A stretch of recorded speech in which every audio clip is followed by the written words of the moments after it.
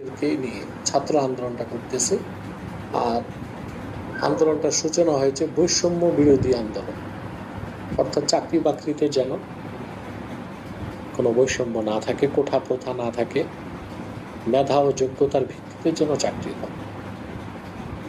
আমরা এবং সমস্ত বাংলাদেশের আলেম ওলামা, পীর মাশায়েখ, মাদ্রাসার ছাত্র তো বটে, সবাই ছাত্রদের এই আন্দোলনকে নৈতিক সমর্থন করি, কারণ তাদের দাবিটা যৌক্তিক।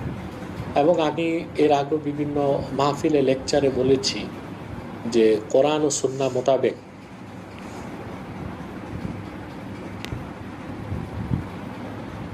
ছাত্ররা যে আন্দোলন করে যাচ্ছে, বৈষম্য বিরোধী আন্দোলন, এটা যৌক্তিক।